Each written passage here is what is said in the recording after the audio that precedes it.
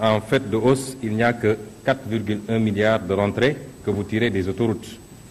Le reste, c'est des réaménagements, la rationalisation des dépenses de fonctionnement et l'annulation de dépenses d'investissement. Donc, c'est abusif de parler de hausse de 104 milliards. La seule nouvelle recette est celle de 4,1 milliards issue des autoroutes à péage et qui pose deux problèmes.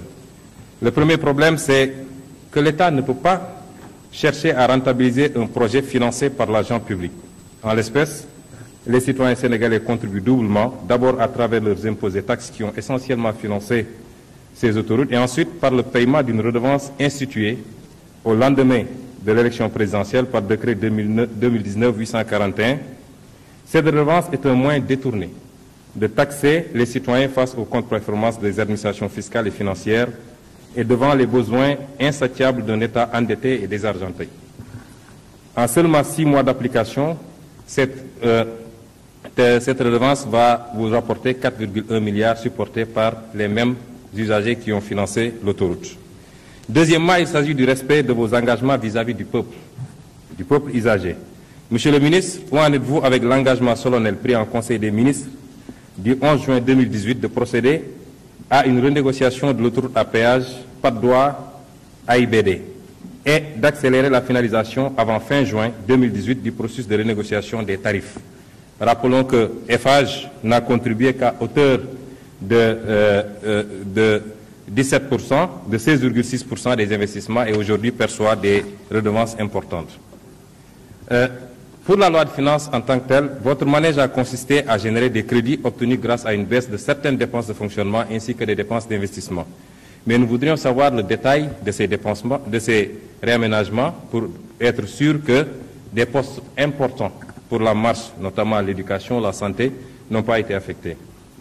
En ce qui concerne les choix de réaffectation de dépenses de la LFR, les variations des dépenses de ce projet de loi concerne 3 catégories. La première catégorie, c'est une hausse de 650 millions sur les dépenses de personnel justifiées par les indemnités accordées aux ayants droit pour charge de téléphone. Monsieur le ministre, comme vous avez l'habitude de le faire, vous avez encore violé la loi et la Constitution, puisque cette mesure pose 2 problèmes. Un problème de justice sociale, ce que vous refusez aux autres, puisque vous ne voulez même pas discuter avec les syndicats, vous le reconnaissez à du personnel politique. Et pour des montants importants, 300 000 francs quand même. Et le second problème, c'est que vous, en tant que ministre des Finances, par lettre numéro 7888, vous avez défiscalisé ces indemnités, ce qui est une violation de la Constitution d'abord, qui donne le pouvoir fiscal uniquement à la loi, donc à l'Assemblée nationale.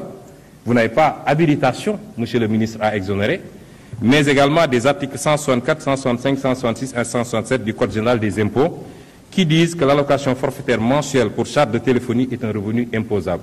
Vous avez outrepassé, comme vous avez l'habitude de le faire, vos pouvoirs.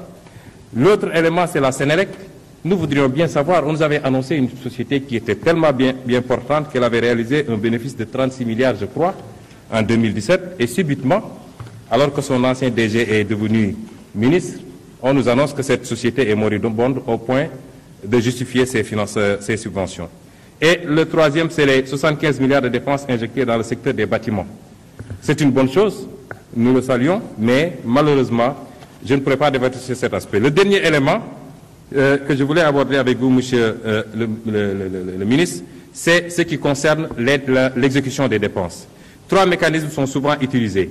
Le paiement effectué par les bureaux des domaines pour ce qui concerne les indemnisations, ensuite les reconnaissances de dettes, et enfin, la troisième, les comptes ouverts par l'État du Sénégal dans les banques privées. Si je vous dis programme de défense des intérêts économiques et sécurité du Sénégal, vous comprendrez. Nous nous sommes rendus compte que des montants, des dizaines et des dizaines de milliards ont été payés à un seul entrepreneur à travers ces 2 sociétés, en violation totale des règles, et ça entraîne la responsabilité de votre ministère.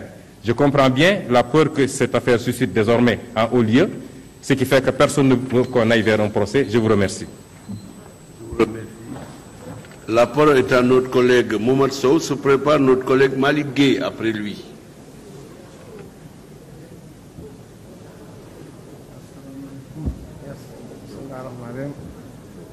Assalamu alaikum. Monsieur le Président, Niass, ñu ngi lay nuyu di la siyaar di nuyu député yi yëpp ak ministre